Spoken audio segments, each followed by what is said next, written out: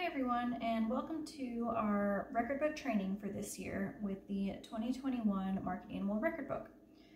So we're using the Market Animal Record Book for this training just because it is going to be one of the more commonly used books, but most of the things that are in this book are going to apply to the other books as well.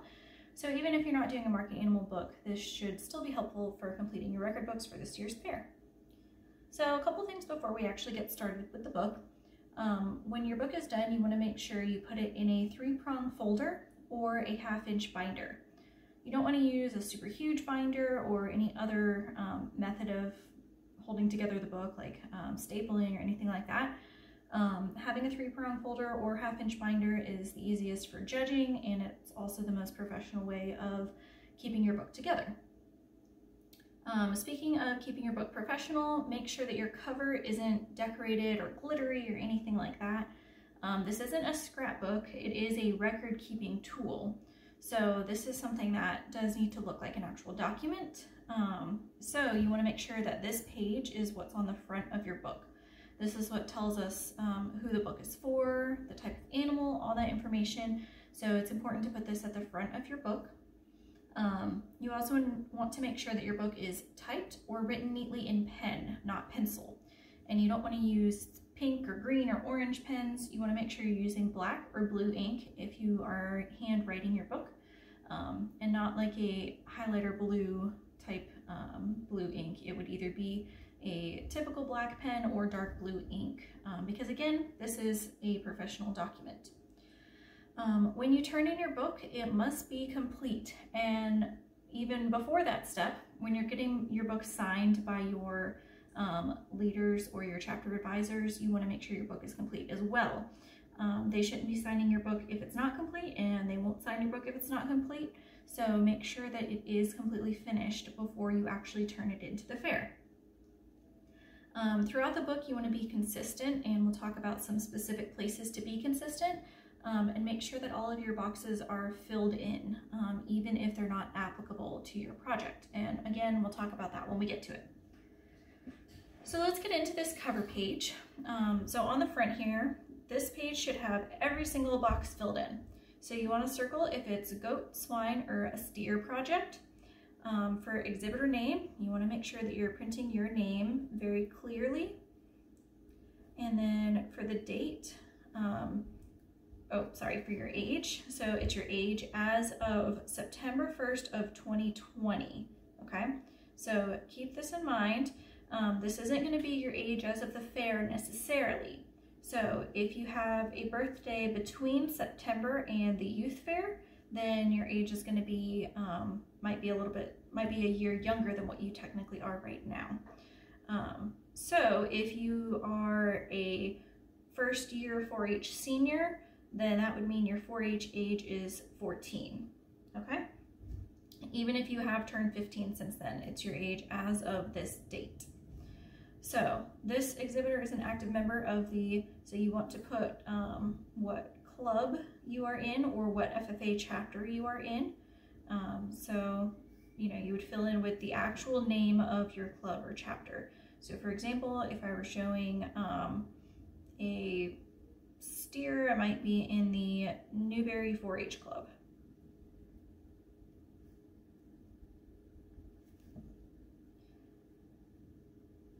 And I would circle steer. Just a quick caveat, I personally have not shown a steer before, so please don't assume that I'm going to know all of the correct numbers and feed weights and things like that go into a steer. So if I pick some random crazy numbers, please don't get on to me for that. You guys know a lot more about steers than I do. So down here you would get your 4-H leader or FFA advisor signature. So they would fill this spot in along with the date that they actually signed the book. So that shouldn't be a date that was, months ago or anything. That's going to be right before the youth fair. So then you're going to sign down here, and again, date it, and then your parent will sign and date as well. So every single one of these needs to be filled in, and it's important to make sure that you get those signatures at the appropriate times. So this page goes over the guidelines, just general book guidelines for your record book. Some of them we went over already. One I'd like to point out, any incomplete page in this book will result in a no grade for the entire book. That is true. We will actually do that. So there's a whole committee of people who judge the books, and we have had to do that before because people didn't fill out certain pages in their books because maybe they thought they weren't that important or something like that. But the entire book exists the way that it does for a reason, so we do need all of those pages to be complete. So your record book scorecard, this page you won't have anything filled out on. However, the judges will use it when they are scoring after the youth fair. And this is going to correlate with these couple pages at the back of the book, the scoring guide. So you'll see that these sections align with these. So this is important for you to know because this is where you get your score, and this is how the judges actually score. So you'll see agreements. If you are missing any signatures or dates or anything, you get 0 points. If you have everything, you get 3 points. You can't get 1 point. You can't get 2 points. You get 0 or you get 3. So some people say, well, but I was only missing one date or one signature. Why didn't I maybe only get 1 point taken off? Well, it's just not an option on here. So make sure you look through this rubric. This is really going to help you when you're filling out your book and understanding what you need to include or not include, how you need to do things, making sure that, you've got things organized. So if you are doing a list of dates in your book, right here it says dates and weights are organized. So if you put all your dates in a random order, you're not going to get 8 to 10 points because you can't, because you don't have your dates and weights organized. So those are things just to kind of keep in mind while you're doing your book, that this scoring guide at the back is really going to help you. So you just want to keep this scorecard in your book so the judges know where to find it.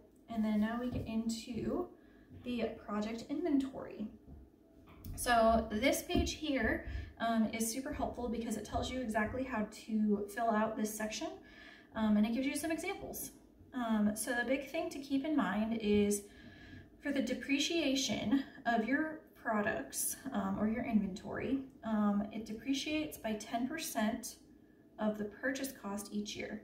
So what is depreciation? That's basically when you own an object and you have it for some amount of time, it is worth less and less over time. So for example, if you buy a computer for $500 and you want to sell it a year later, you're probably not going to be able to sell it for $500 because now it's used, so it has depreciated or lessened in value.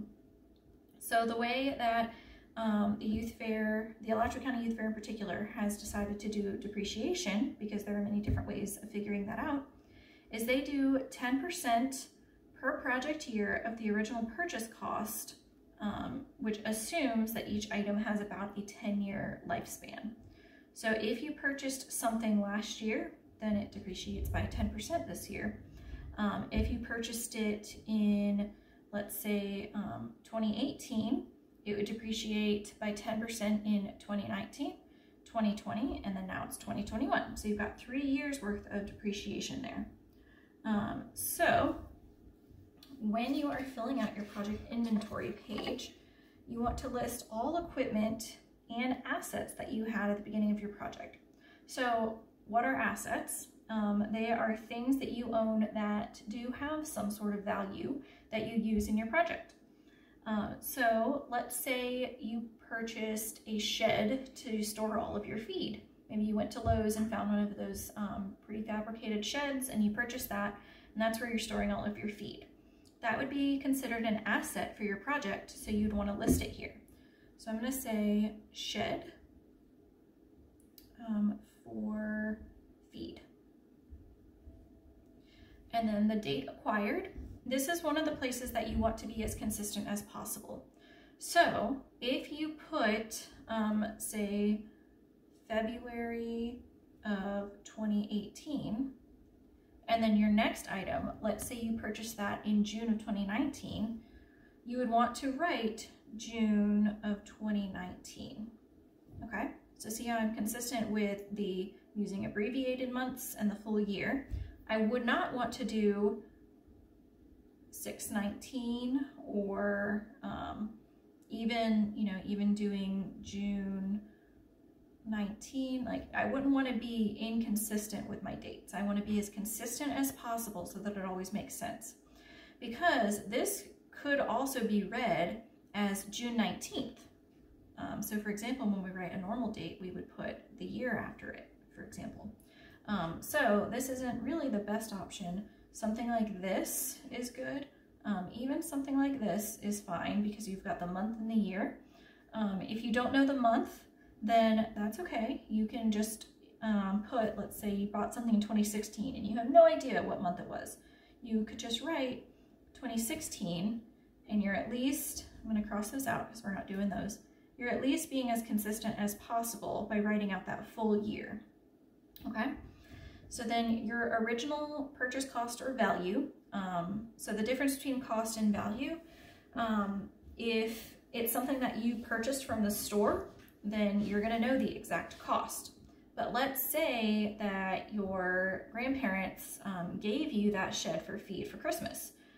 You might not know the exact cost, so you're going to give the estimated value. Basically, you're going to estimate the cost. So let's say that cost $1,000.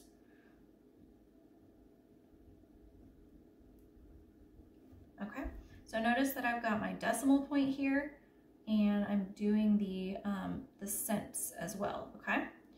So one thing you want to do when you're writing out numbers is align them to the right side of your box, okay? So if my next item costs $10, I don't want to do this because now my numbers aren't lined up. So another way to think of it is line up your decimal points. So for $10, I would do perhaps like that so that this decimal point and this decimal point line up, okay? So that is just kind of a general bookkeeping rule, is that you want your decimal points to line up. So when you do math at the end, you can easily add up the numbers, okay? Because if you had it written like this, just this $10 and this $1,000, it'd be a little bit easier to make a mistake where you might say, oh, it was $2,000 because these ones kind of look like they're in the same spot. But it's actually only 1,010. So lining up those decimal points really helps with your math. So going back up to our shed for feed example, if I purchased this in February of 2018, the original price was $1,000. What was the value at the beginning of this project? So remember, the depreciation goes down by 10% each year. So we started our project in, say, September of 2020. Remember, your project start dates are going to vary based on your animals, so make sure you know what your start date is. So if I bought it in February of 2018, then 2019, 2020, so we've got a 2-year-old item, so it depreciated by 10% for each of those 2 years. So 10% of 1,000 is $100, okay? So the value at the beginning of the project is going to be the 1,000 minus $200 for my 2 years. So that makes it $800 at the beginning of the project. So the depreciation, which is 10% of the original cost, we already figured that out, which was $100. So now I'm going to figure out the value at the end of the project, which is going to be taking the depreciation from the value at the beginning of the project. So now my shed is worth $700. Okay, so that would be how you'd write out shed for feed. Now, once you do you've got this whole page filled out, you're going to add up your total depreciation, because this is basically an expense, okay? So it's kind of like you lost $100 in your project. So you'd figure out what your total depreciation is, which right now, just based on this one item, you'd have a lot more than that. We've got $100. And then the value at the end of the project, so value of project assets, is $700. So again, you're going to have a lot more things. They give some examples up here: clippers, blowers, chutes, tack, etc. But you do not list things that you go through. So shampoo, shavings, feed, anything like that is not included here. These are things that you'll have at the end of your project, okay? So you will still have this shed next year. All right, so for project animal inventory. So this one is a pretty straightforward page. So your animal description, if you have, say you've got a whole bunch of cattle at your place and they all just have ear tag numbers, that's what you could put here. If you maybe purchased a very specific animal for this year's fair and you've named it and everything, you put that here. Date purchased or born, that's pretty self-explanatory. And remember, just like on our inventory page, you want to be consistent with your dates. So the beginning weight, again, how much did your animal weigh at the beginning of your project? And beginning value. And then the ending weight, once again, pretty straightforward. How much does your animal weigh at the end of the project? And then for this section here, follow this up here, okay? So these two boxes right here, the math is given to you right here, okay? So you want to make sure that you are looking at those and following those. That's how you're going to figure those out, okay? So you're not going to just decide how much your animal costs. You don't want to say, you know, my steer is just the greatest steer that ever lived and is now worth $1 million. That's not what we're doing in this book. I get your steer might be priceless to you, but like it says here, this is an agriculture industry term. So these are actual numbers that we're going to figure out based on these calculations. If you need help with these, your club leaders, advisors, or the specific project chair for the youth fair will be able to help you with those specific numbers. They're going to be different based on the different animals and things like that. So make sure you get help with your specific animal numbers for that page. So for the health record, if you have a health certificate from your veterinarian, you would want to include that. If you don't have that, then it's just not applicable. So that's stated up here. And then you want to use any or include any type of health related activities that you did. So if you wormed your animal, gave them any vaccines, or let's say they had any health issues during your project, you're going to include all of that here. So again, we're going to be consistent with our dates. So what method did you choose over there? That's what we're going to use over here. So for me, I chose the method of writing out the abbreviated month and the full year. And then the description of the activity, so I might say deworming. And then I'm going to write the product used, so whatever the brand name of the product is, or the generic name, or just whatever you've got on your packaging. So the product that you used, the dosage information that you actually gave your animal, and then make sure you check those withdrawal times as well. You can also add additional pages as needed. So you can make a copy of this page if you need to and just include it behind this one. So we want to make sure that we're including all this information. This is really important because, especially for our market animals and this withdrawal time and everything, because these animals are going to market. So we want to make sure that they've got everything that they need and it was done properly. All right, so now we're on to feed efficiency. So this one is a pretty simple page. It just has a little bit of math to it, but mostly just keeping track of different dates and weights and costs and things like that. So this is where keeping good records is super important. Hopefully you've been keeping track of this information throughout the project and aren't just waiting until the end to complete it. It's a lot easier if you keep track throughout. So this particular page you're not doing anything on. It's giving you an example of how to calculate everything and figure it out. So this is when the animal was first weighed, and this is how much that animal weighed at the start. So interval weight is just going to be all the times that you weighed your animal throughout your project. And then the total pounds gained is just going to be this number minus this number, or this number minus this number. Okay, so it's always going to be the second column, B, minus your starting weight. Okay, so that's how you figure out these. So this column is just math. Total days on feed from initial weigh-in. So you can see right here, this was a 28-day difference. So 28 days on feed, and then same thing throughout. And then your rate of gain is C divided by D. So 92 divided by 28 is 3.3, okay? So that's the rate of gain. So 3.3 pounds per day. So 3.3 pounds for 28 days made a gain of 92 pounds.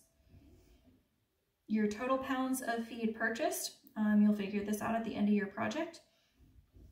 So that's going to be, or you'll know it at the end of your project. So you'll write that number there. So your feed conversion, so you can see all these are labeled. So it's E divided by C. So you've got E, which is your total pounds of feed purchased, divided by C, and that is over here. So your total pounds gained, that's going to be your feed conversion. And then from there, it's your total feed expense, which you'll find on your feed expense page, that we'll get to in a minute. And so the total amount that you spent on feed divided by C. So your total pounds gained. And that's how you're going to figure out your feed efficiency. So you can see on here, these dates, they've got the actual days on them. So they might look, the format is going to look a little different than your just month and year dates of when you bought something. But again, just be consistent throughout. So they just give you a blank chart. If it's got these black boxes, that means you don't need to put anything there. So they're already blocked out for you. And then these boxes are all open. So you just complete it like the previous page showed you. So now we're going to go over the project income. So a lot of times you might not have a ton of project income, or you might not have any. If you do have project income, you want to be consistent with that date. Your animal name and number needs to match whatever you put on your animal inventory page earlier. So don't put a number back on your animal inventory page and then suddenly name your animal. They need to match up. The source of income, so just give a quick description of that source of income. So for example, if you showed at a jackpot show, list the name of that jackpot show. And then the amount that you made from that jackpot show, or if you're doing like a poultry project and you sold eggs, you would put that income here. So whatever income you potentially made from your project. And again, you want to line your decimal points up to the right. Okay, so you want decimal points here and your cents over here. Okay, so you want to make sure that you've got that. Now let's say you did not have any project income. So we'll pretend that we don't have these decimal points over here. What you would want to do is you're going to make sure you put a 0 down here for your total income, okay? So you don't want to leave this page blank, because remember, any incomplete pages are going to result in a no grade for your entire book. So you want to make sure that you at least show, hey, I looked at this page and I know it's not relevant to my project, so I'm going to put a 0 number down here, okay? You don't want to just cross it out, don't X out the page, none of that. You basically, everyone has income. For some people, it just might be 0. So think about it like that. So even if you didn't have any income, make sure you've got that 0 down here.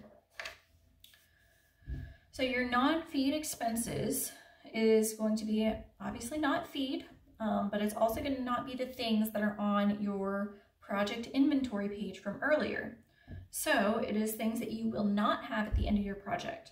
This is things like your shavings, shampoo, any other grooming type things that you use up and go through, fly spray, whatever. So once again, I'll say it, be consistent with your dates. Tell us where you purchased it from. So if it's Tractor Supply or Rural King or whatever feed store, not feed store, it's not feed, but you get my point. Wherever you purchased it from, what the item actually is, and then the price of that item. Keep your decimal points to the right, your numbers aligned to the right, so that when you get down here, it is a lot easier to total up those numbers, okay?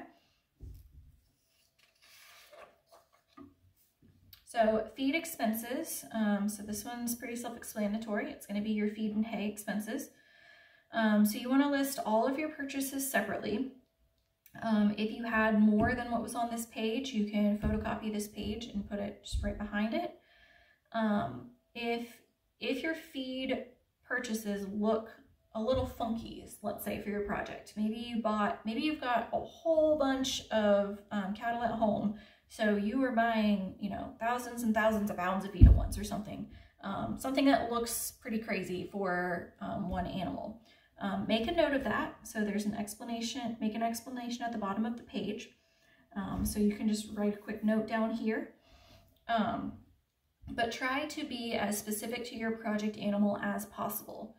So if you went to the feed store and you bought, 10 bags of feed, but really you're only going to be using one of those bags of feed for your project animal before you go to the feed store again, just put one bag of feed on here. So if you've got 10 animals and you're buying 10 bags of feed, but only one of them is your project animal, just put your one bag of feed on here. So don't put all of your feed for every animal you own. We want to be as specific as possible to your particular project animal. So again, consistent with dates. The description, so try not to just put feed. Tell us what type of feed you were using. Some people might have switched feeds midway through the year or something like that. So that'll be helpful to know, because when your cost suddenly changes, if you just wrote feed on all of these, that's going to kind of raise a question. Why did the cost change? So if you actually tell us like, hey, I use this brand up to here and then I use this brand, then we can understand why there's a difference in your cost. You want to make sure you've got the total pounds of feed, and this is why it's so important to make it specific to your project animal so that you know how many pounds of feed your animal ate. Doesn't do you any good to know how many pounds of feed you fed to all 30 of your cows or something. We just need to know how much your particular animal ate. So once again, being consistent as possible, aligning our numbers to the right, even for pounds, that is helpful.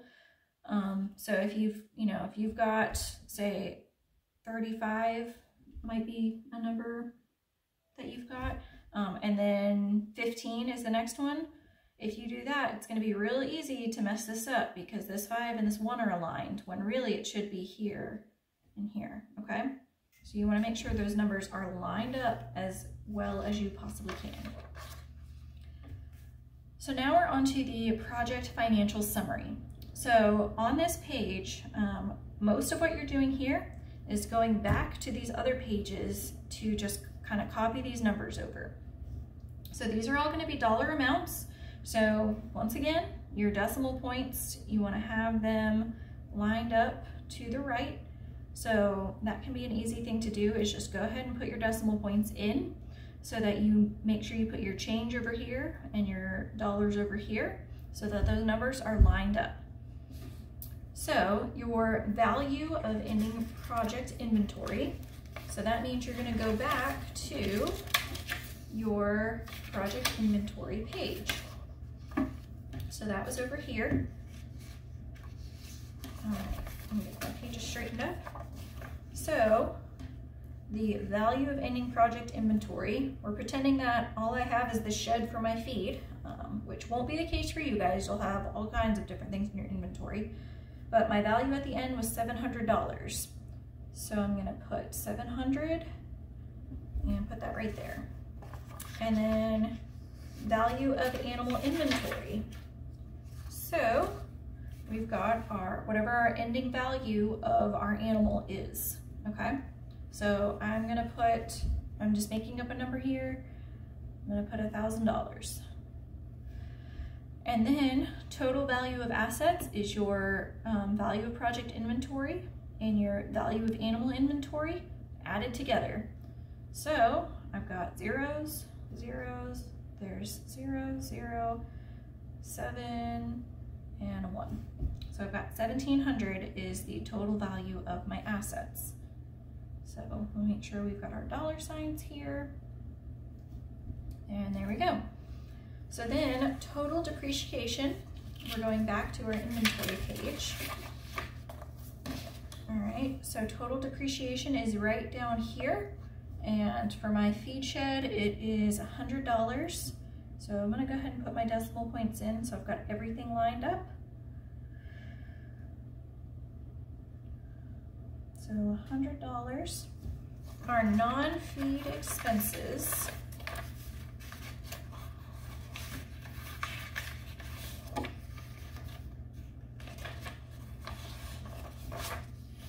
Okay, so we'll say I'm gonna put $50 just to have a number to work with. So we'll say that I had $50. And then feed expenses. So we're, remember all of these are gonna be dollar amounts. So we're not doing our pounds number, we're doing our total cost. So we'll say $600. I don't know if that is a number that we would use on feed, but it's what we're using for my imaginary animal. So 600. All right, and then we're gonna add up everything.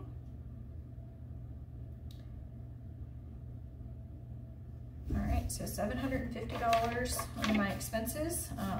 Pretty low for a market animal project, if you ask me, but like I said, these are made up numbers. So then we go to our income page, so project income. So we're pretending that I didn't have any income. Remember, these would not be here. So $0 is gonna be for my income, which means my total income is 0. We'll go ahead and fill out my dollar signs as well.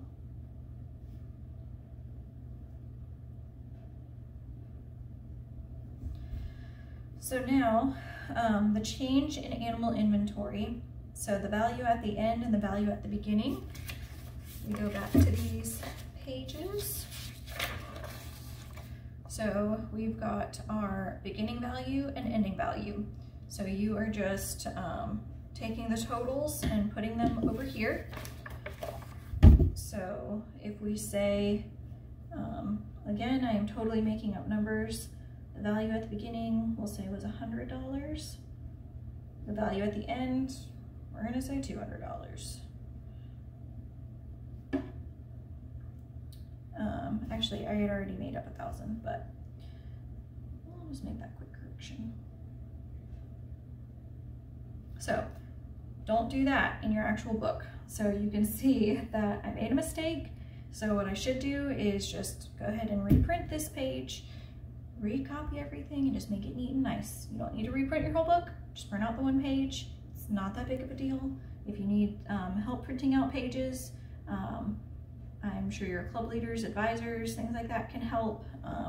But we want to make sure our books are as neat as possible. So when you make mistakes, just go ahead, and that's why it's good to have a rough draft.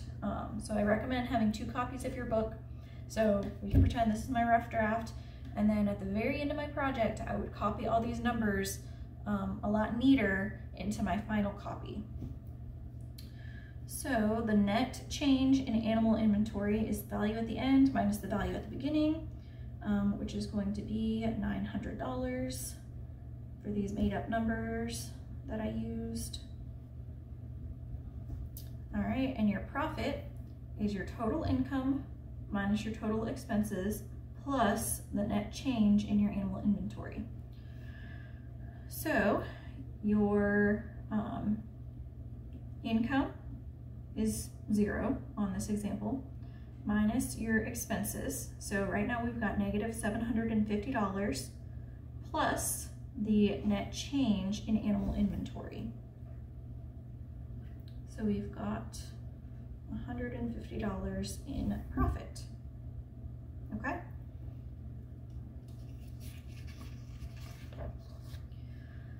All right, so now we are on to our buyer letters and interview form. So make sure you know what age range you are in. So juniors, I'll go ahead and write this on here.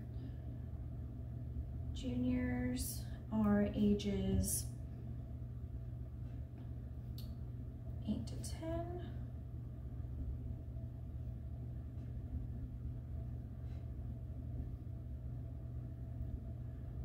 Okay, so our juniors are 8 to 10, intermediates are 11 to 13, and seniors are 14 to 18. And that is as of September 1st of 2020. So remember, your age might be different now if your birthday is between this date and now, but you're going based off of this date. So if you are a junior, you were 8 to 10 years old as of September 1st, you can interview your family members, but not immediate family, so not your mom and dad, but maybe, you know, aunts, uncles, grandparents, things like that. Neighbors, church members, people that you know. Intermediates can interview buyers from last year, but it's still a good idea to try and interview a potential buyer. But seniors, you need to interview new potential buyers or buyers that haven't bought at the youth fair for the last 5 years. So it is up to you guys to get your animals sold. So these buyers, they don't come to the youth fair because somebody like me asked them to. They come because somebody like you asked them to. They want to come and support you, so you've got to be the one to go out and ask them. This is a really important skill to have as you get older, because when you are selling market animals as a career or for your business, or selling any type of product, things like that, it's your responsibility to find buyers for whatever product it is that you're selling. People don't just show up and randomly decide, I'm gonna buy a pig today. They come because you sent them a letter, you told them about the youth fair and about your project, and they're coming to support you. So that is why it's important to do these buyer letters and interview forms, okay? So when you're filling out this form, this is the information about you. So your age, again, it is as of September 1st of 2020, so that is going to be consistent throughout the book. And then make sure you get all of this information about the buyers. So once again, in order to have a complete book, all of this needs to be filled out. On these questions down here, this is for you to fill out. This is not for them to fill out. So please do not shove this piece of paper into a buyer's face and say, hey, can you just fill this out for me? This is just to help you ask the questions that are going to help you get to know this buyer and help this buyer get to know you. So when you ask them to describe their business, it might be good to ask some follow-up questions and talk about their business a little bit. Don't just approach this as something that you have to do for the youth fair, and so you're just trying to get through these questions. That's pretty disrespectful of their time if you're not going to show any interest in what it is they do and getting to know them. So they want to actually have a conversation with you and get to know you. So please make sure that you are taking the time to take these interviews seriously and get to know these potential buyers, because these are people that really could show up to the fair and give you lots of money for your animal that you've taken so much time to raise. So when you fill out this form, try to be as complete as possible in these answers. So if they bought, have you ever bought at the youth fair before? If so, when? That's not necessarily just a yes or no question. We want to know when they actually bought at the youth fair. Maybe ask about their experience. What was it like when they did buy at the youth fair? Things like that. So you don't have to just ask these baseline questions. You can ask a couple extra things and include that information here as well. This is to help you, it's to help your buyers, and it also helps to support the youth fair. So the project story, this looks a little bit different than it has before, so make sure you're paying attention before you just jump into writing this like you usually have. So juniors, we want you to tell us about yourself, your project, and your club. We want to know what you would learn, what did you learn, and what would you do differently next year, and what was your favorite part of the project. So we want to hear this part right here, what did you learn and what would you do differently next year? That's probably the most important part of your project story as a junior. So as a junior, you probably did learn an awful lot about raising a market animal. It's a really big undertaking. So if you have made it this far in the project, great job. You have learned a lot, I'm sure, and we want to know about it. We want to know what you learned. We want to know how you can improve, because even the seniors can tell you they improve on things every single year. So we want to know what you would do differently next year if you were to do this project again. Intermediates and seniors, you have a specific topic this year, and it is what effect on production and marketing has COVID-19 had on agriculture? So make sure that you're following the word counts. So seniors is 400, intermediates 250, and juniors is 100. Follow those word counts. Judges actually do count the words, so keep that in mind. It's not just kind of something that we ignore. And then make sure that you're following your topic. If you're a junior, you're answering these questions, and if you're an intermediate or senior, you're answering this question. And try to be as detailed as possible in your project story. You do obviously have this blank area if you want to handwrite your project story on here, and you've got handwriting that is, you know, nice and legible and everything and clear. That's perfectly fine. You can photocopy this page if you need to. You can also type your story and include it as additional pages behind this. So now your picture story. So this part is a very interesting part of the record books if you have ever seen a lot of them. It can vary a lot. So what should a picture story actually be? It says pictures can be photographs or drawings. When we say drawings, please do not just draw a picture of a pig and think that that counts as your project story. When we say drawings, it means maybe you drew out a plan for building a pig pen, or you know, some type of, like a stall or something for your animal. If you have those type of drawings, those can be included here because those are important parts of your project. So what you want to do with these pictures is make sure that they go throughout the project. So we want to see from the beginning of your project through the middle and all the way to the end. So we don't need to see 5 pictures that were all taken on the same day of you, you know, just walking your pig or something.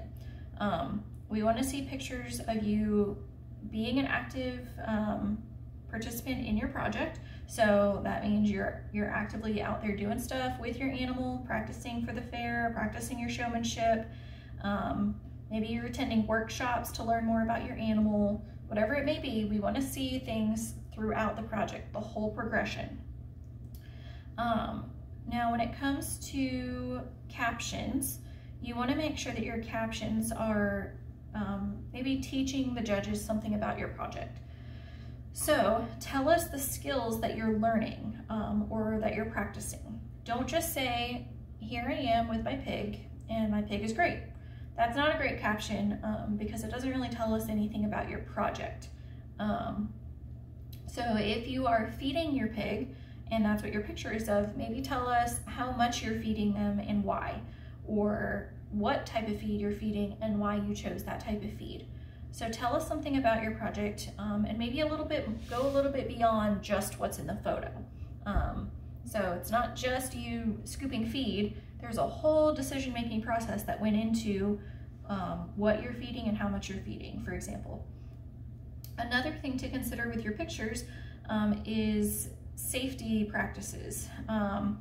We've seen lots of pictures, not lots, but we've seen some pictures of, say, somebody out walking their steer in flip-flops. That's a terrible idea for a number of reasons, but it's especially not a good idea to put it in your picture story for your record-keeping document. So in your record books, remember it is a record-keeping document, we want to make sure that we're showing proper safety procedures and just kind of ethical, good behavior, things like that. We don't want to see anything crazy or off the wall in here. We want to see the things that you actually did for your project and how you learned. So remember, this isn't a scrapbook, so we're not just, you know, we don't need to see pictures of you kissing your pig and things like that. You know, those are great for, I know some FFA chapters and 4-H clubs have club scrapbooks. That's a great spot to put those type of pictures. But in here, we are actually trying to see your project and what you were doing. So make sure your pictures really reflect that, as well as your captions. So we've got a few pages of this in here. So make sure that you are using those. This is another page that this up here needs to be completely filled out, and then this section down here is optional, so it might not be filled out. So make sure that one, you can in fact certify that the statement is true, and then you sign it, your parents sign it, and you both date it, okay? Down here, your project accomplishment and activities, it is an optional bonus section. So these are extra points. If you are at all interested in getting, you know, first place or any of the top placements in record books, you definitely are going to want to do this section, because if we get, you know, 5 books that score, you know, a 100, but only a couple people actually filled out this section, then those people are automatically going to win. So definitely recommend this section, especially because most of you guys are actually doing some of this extra stuff. So exhibits and demonstrations, or judging teams, leadership activities. What are some things that you did that are related to your project? So anything on here does need to be related to the project, but it doesn't necessarily have to be a 4-H or FFA sponsored activity. So if the University of Florida put on a workshop related to steers that you went to, that'd be a perfect thing to add in here. So again, we're being consistent with those dates, describing what the actual workshop is, and then the actual title of the workshop. So sometimes the titles don't necessarily tell you exactly what you're learning in the workshop, so that's kind of where these two things differ. So kind of tell us, you know, what it is you learned maybe, and then what the actual title of the workshop or whatever, you know, whatever thing you're including is. Where was it? Which a lot of things are virtual right now, so if that's the case, you can put via Zoom. That's totally fine. And then your club leader or FFA advisor needs to initial that those things were actually completed. So that's just, you know, keeping them in the loop on the things that you're doing for your project. So we are at this scoring guide, which you don't actually have to complete anything here. However, if you are at all interested in scoring really well or really highly on your record book, I recommend going through and really just checking out this section before you even start your book. So read through, what does incomplete look like in these different categories? What does proficient look like, and what does exemplary look like? So we really hope that no one has any of these scores down here, because for the most part, you know, if you're down here in this lower category, you're going to end up probably with a no score in your book, because like we said, if you have incomplete pages, then it's just not worth the time to judge. So you've got to make sure that you're putting in the time and effort into your books for the judges to put in their time and effort to judge them. So we want to make sure that we are completing those books and getting at least in the proficient or exemplary categories. Proficient is totally fine, okay? So that means you did your bare minimum, you followed the rules for the most part, things like that. Exemplary is where you're really going through and making sure your neatness is on point. That's where things like lining up your numbers is going to be helpful. Doing your math correctly is going to be helpful. You guys saw I chose a lot of really basic numbers to make my math easy for this video. However, your math is not going to be that simple. You're going to have lots of crazy dollars and cents and things like that. And so make sure, you know, use a calculator. That's totally fine. They're out there for you to use. Most of you guys have them in your pockets. Pull it out. Just use the calculator. Make sure your numbers are good. Double check them. So run through your totals twice. Just make sure you get the same number both times. Does not take that long to do. And then make sure you're doing that in still your kind of rough draft copy. So that way you can, you know, if you did find a mistake or something like that, fix it in your rough draft like you guys saw I did earlier. And then when you're doing your final copy, you're just copying over the numbers and you're just making sure everything is nice and neat and put together well. Making sure things are organized shows up a lot in here. So making sure dates are organized, that's a really important thing. So when you're doing, for example, your feed inventory page, don't just put your dates in random orders. We want to see September, then October, then November, December, January. You know how dates work. Another thing that's important is grammar and spelling and neatness. So if you're not sure how to spell something, just ask somebody, or you guys can look it up or whatever. We just want to make sure that you're, you know, putting in the effort to make sure that the books are correct. Because again, these are record-keeping documents. So I know I mentioned that a couple times, and I want to talk to that point for a minute. So obviously, once you become an adult, you're not going to be sitting here doing a market animal record book every time you raise an animal. This is a very comprehensive document that includes a lot of information about one single animal. Sometimes a couple animals, but for the most part, you guys are having one animal in this entire book. However, keeping a budget is super important. You can ask any of your family members or neighbors or friends or anything that own their own business. They probably have all of these records that are in this book, maybe not in one comprehensive document like this, but they're going to keep track of stuff like this. So when they are keeping track of their product inventory, it's important to have things like the item descriptions, when they purchased it, and value and depreciation and everything like that. Especially for a business, they're keeping these items over time, and it's really important for them to know what they have, what they need, what might break soon. So we talked about the depreciation and how we give everything, for the youth fair, we give everything about a 10-year lifespan.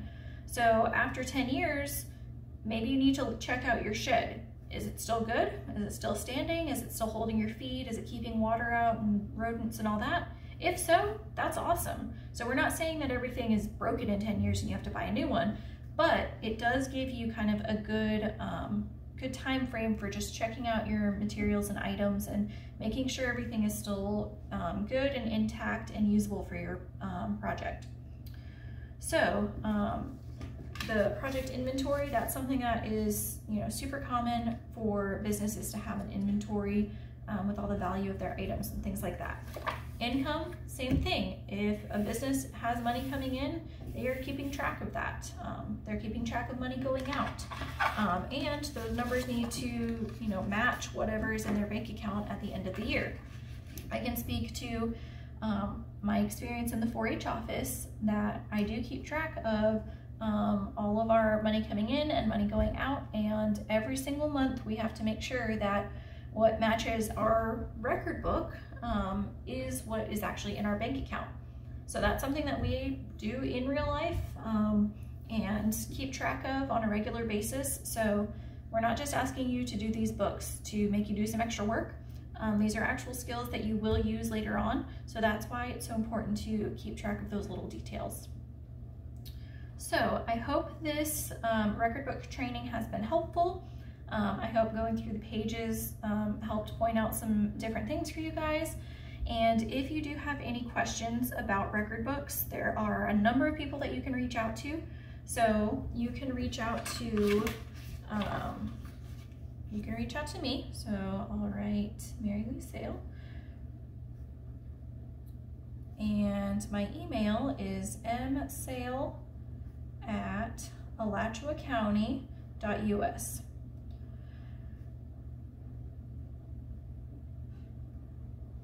So that's one point of contact. You can see it right here. It's written down. Take a screenshot.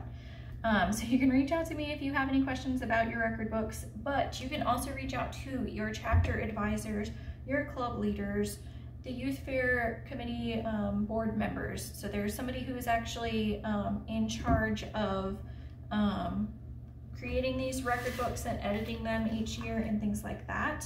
So that is Rebecca Rowland this year. So you can reach out to her. You can also reach out to, so Cindy Sanders is our livestock agent. So she's really used to seeing these. There are all kinds of people that you can reach out to help you with your record books. But especially your club leaders and FFA advisors. They have to sign these, so they have looked through hundreds and hundreds of them. So definitely make sure to utilize them and ask any questions that you have so that you can make your record book as strong as it can be. Yeah, so if you guys have any questions, feel free to reach out, and I hope this was helpful. And we will see you at the fair, and good luck with your animals.